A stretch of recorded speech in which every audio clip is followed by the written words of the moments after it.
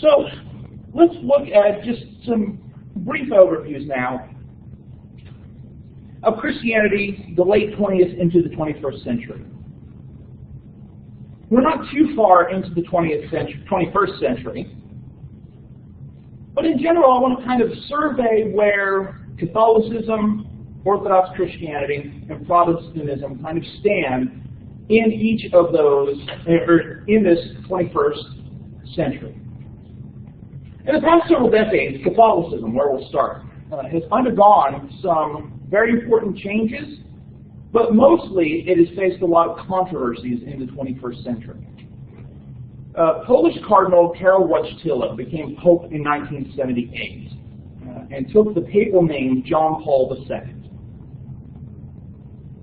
He grew up in Poland under communism. And so a lot of his early life was shaped by the communism that we were talking about the early 20th century. And he was very opposed to it, naturally so. Many communists, especially in Eastern Europe, were very atheist as well. He remained Pope until his death in 2005. Wojtyla, as one of the bishops, was a bishop and a cardinal during the time of Vatican II. But when he became Pope, even though he had been part of the modernization of Vatican II, he became very much more conservative in his teaching and his guidance of Catholicism. Very opposed to liberation theology, largely because of the influence of communism and Marxism. And so as liberation theology was developing in Latin America, often John Paul II stood against it. The latter part of his reign as Pope, the 21st century we're talking about, was mostly marred by a lot of sex abuse scandals. And throughout the early part of the 21st century, there was a continual flood of individuals claiming to have been abused as children by priests. And apparently, the Catholic Church worldwide had attempted to cover up the abuse instead of dealing with it, frequently moving priests and bishops from places where they were accused of abuse instead of removing them from their positions. And so Boston in the early 21st century was a real focal point of a lot of things. And it turned out that the bishop, who was then a cardinal, had been moved about instead of being removed from his position. And throughout the 21st century, even into today, the Catholic Church is still dealing with the repercussions and new revelations every so often about these sex abuse scandals.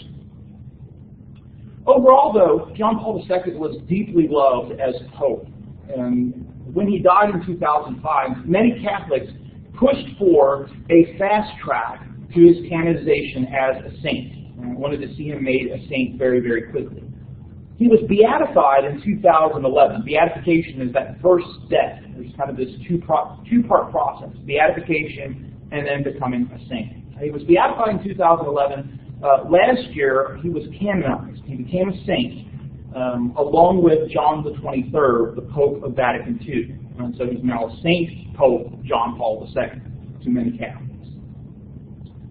After the death of John Paul II, Cardinal Joseph Ratzinger, a German cardinal who had a lot of responsibilities during John Paul II's pontificate, became the new pope and took the papal name Benedict XVI.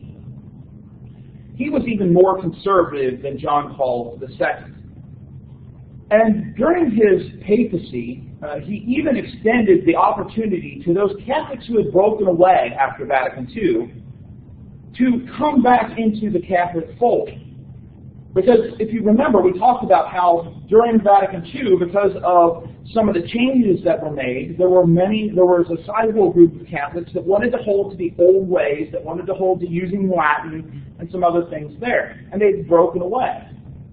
And been looked upon by John Paul I, John Paul II, as kind of schismatic. They'd separated themselves. But Benedict tried to bring them back. In fact, offered up the possibility of the Mass being said again in Latin, even though Vatican II had kind of prohibited that. And so there was a lot of things that Benedict had done in his reign as Pope that undid some of the reforms of Vatican II. He continued, of course, when he started Pope, there was the continued revelations of sexual abuse, and more continued to come out while he was Pope. He was the first Pope to use Twitter, which makes sense since Twitter didn't exist before Benedict XVI became Pope. But the idea of trying to use some technology, even though he's a relatively conservative Pope. In 2013, Benedict announced that he would resign as Pope, that he would abdicate the papacy. He had been the first Pope to do so since Gregory XII in 1450, which was part of that whole, we got 3 popes at once, we got 2 popes, and all those popes and anti-popes. Well, that had been the last time that had happened.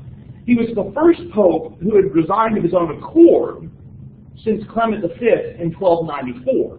Gregory XII was kind of forced out because there was 3 popes and people were trying to get things settled. The major claim was that Benedict's health was failing, and he was rather old when he became Pope. But some speculated that the growing sexual scandals and other challenges were a part of it as well. It wasn't just his health, it was all the opposition. After Benedict resigned, Latin American Cardinal Jorge Bergoglio was elected as Pope. He took the name Francis I. Unusual, in many cases, to be the first of any particular papal name. The last one to kind of create his own papal name was John Paul I, obviously before John Paul II, and he had taken that name because John the 23rd had made him bishop, and Paul VI had made him a cardinal, and because of the debt he owed them, he took John Paul I. Because of the short reign that he had, that's why John Paul II. But before that, it really had been a long time for taking this name. Francis was the first non-European pope in the history of the papacy, and in fact was also the first pope from the Americas. He had been born in Buenos Aires to Italian parents, so he still had the European connection despite growing up in Brazil. He took the name Francis after a well-respected saint within Catholicism, Francis of Assisi. Often the papal name that the Pope takes is very reflective of the kind of Pope that they intend to be. And so when Benedict XVI took his name, a lot of people said, okay, he's going to be like Benedict XV, so he's suggesting he's going to be rather conservative. So the idea of Francis taking the name Francis suggested his connection with Francis of Assisi, and that he felt some spiritual legacy there. And so many looked to him to be a new kind of pope. And in the 2 years that he's been pope, a lot of people have found him to be approaching the papacy in new ways, in ways very much reflective of Vatican II. And just recently, he spoke of his support of Vatican II, and it's kind of, at this point, we're getting into the 50th anniversary of the end of Vatican II, and so there's a lot of talk about the celebration of Vatican II as an important council. But the other thing we see with Francis is that he has taken a much simpler lifestyle toward being Pope. He appears to be much more personable and outgoing, not afraid to take selfies with the people that he encounters. He seems to be a Pope that wants to connect with the common people. And people have talked about how there is kind of a castle where the Pope traditionally has stayed, but he has looked for simpler lodgings. Shortly after becoming Pope, he actually called, I believe it was his landlord personally, and kind of told him that back in Buenos Aires that he would not be returning, right? And so he was contacting people in Brazil instead of letting some of his assistants take care of that. And of course, in many respects, he upholds traditional Catholic teachings regarding abortion, women's ordination, homosexuality, but he's also spending more time discussing other issues. And it's, in fact, expected that he's going to be talking soon about climate change and the Church's response to climate change and some things like that. One of the first major documents of Francis' papacy to be released was a document called Evangelii Gaudium, the joy of the gospel. And I think in many respects it does reflect a little bit of the Pope he was trying to be. And as we've moved on, not too far from Evangelii Gaudium, a lot of these things are reflected in this. And so I want to share with you a couple passages from this because of the rather interesting approach that he's taking here. The joy of the gospel fills the hearts and lives of all who encounter Jesus. Those who accept his offer of salvation are set free from sin, sorrow, inner emptiness, and loneliness. With Christ, joy is constantly born anew. In this exhortation, referring to this document, I wish to encourage the Christian faithful to embark upon a new chapter of evangelization marked by this joy, while pointing out new paths for the Church's journey in years to come. Right? So there's this renewed emphasis on seeing the gospel as something that produces joy in a person's life. And kind of out of that, sharing the good news or evangelizing being more important within Catholicism. The great danger in today's world, pervaded as it is by consumerism, is the desolation and anguish born of a complacent yet covetous heart. The feverish pursuit of frivolous pleasures and a blunted conscience, right? And so this desire to get more things, the desire for pleasure instead of spiritual pursuits, and not having a moral conscience. Whenever our interior life becomes caught up in its own interests and concerns, there is no longer room for others, no place for the poor. God's voice is no longer heard. The quiet joy of his love is no longer felt, and the desire to do good fades. This is a very real danger for believers too. Many fall prey to it and end up resentful, angry, and listless. That is no way to live a dignified and fulfilled life. It is not God's will for us, nor is it the life in the Spirit which has its source in the heart of the risen Christ. And so he's facing a church that is made up of a lot of people who are very hostile to the hierarchy because of the sex abuse scandals, because of the conservative turn, because of some of the things that they've seen. And so he's trying to reach back out to them, to a large number of Catholics who identify as Catholics but aren't participating in the church. And so through that, he is calling for a personal encounter with Jesus Christ. Some very evangelical types of concepts, more of a Protestant approach. But he's also kind of wanting to reflect, and I think there are some ways in which even Protestants can be encouraged by these words.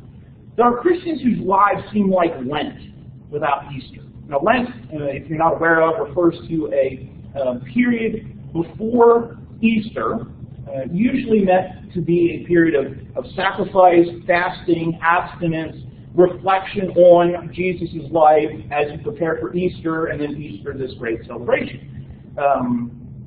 And so he's saying their lives seem to be more about the lack of joy. I realize, of course, he says, that joy is not expressed in the same way at all times in life, especially at moments of great difficulty. Joy adapts and changes, but it always endures, even as a flicker of light, born of our personal certainty that when everything is said and done, we are infinitely loved. I understand the grief of people who have to endure great suffering, but yet slowly but surely we all have to let the joy of faith slowly revive as a quiet yet firm trust, even amid the greatest distress. And so there's this call for evangelism, a call for renewal, a call for reform. Ultimately, as he goes on further, there are some challenges facing the present age. In many respects, there are places here in Evangelii Gaudium that sound very similar to some of the issues that were at stake in Rerum Novarum, Cleverissima Anno, the same kind of labor issues, right? So he talks about there are some things that Christians must say no to. Economic injustice, the idolatry of money, that's his words, inequality and the violence that comes with it, relativism and indifference, secularization, the weakening of family bonds, selfishness, sloth or laziness, and pessimism. Over his short pontificate, lots of Catholics have been praising him. Lots of conservative Catholics aren't too sure about him because, he's been focusing on some other issues, and he's made comments about homosexuality, about atheism, that while I don't believe he necessarily supports either of those things, especially atheism, conservative Catholics have been concerned that maybe he is softening on doctrine. I don't think that's necessarily the case. But what's interesting is that the opposition to Francis is coming mostly from conservative Catholics. There are a lot of non-Catholics praising him. There are a lot of atheists praising him. Right? They still don't believe in Catholicism. They still don't believe in his religious authority, but some of the attitudes and behaviors that he's been involved in, they have said, now that's the kind of pope that should be pope. So an interesting period here in Catholicism, and what kind of impact is Francis going to have on the 21st century? He's a younger man, relatively speaking, for the pope. And so it would be interesting to see how long will he be pope and what kind of impact will he have.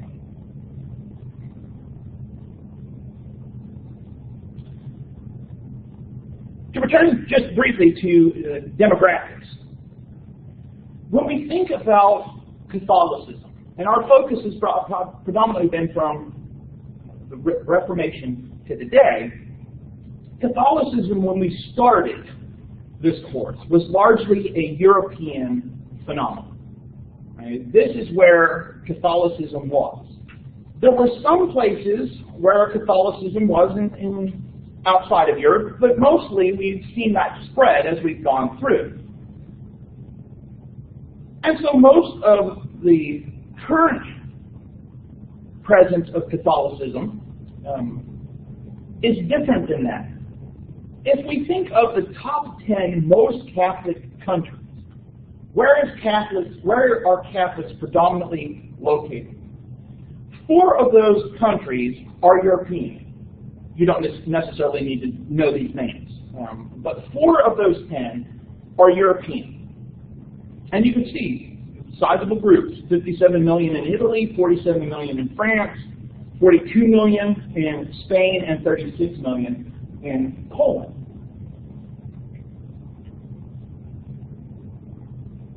Larger than each of those countries, however, is the United States. There are about 68 million in the United States. Now, these are not necessarily in order. Again, we're talking about the top 10 most Catholic countries. One of them is Asia. There are about 72 million Catholics in the Philippines. And so there are more Catholics in the Philippines than there are in any of these traditionally Catholic countries. I mean, if you would talk about Reformation times, as the country started going Protestant Catholic, where are the major Catholics? Well, Italy, Spain, France.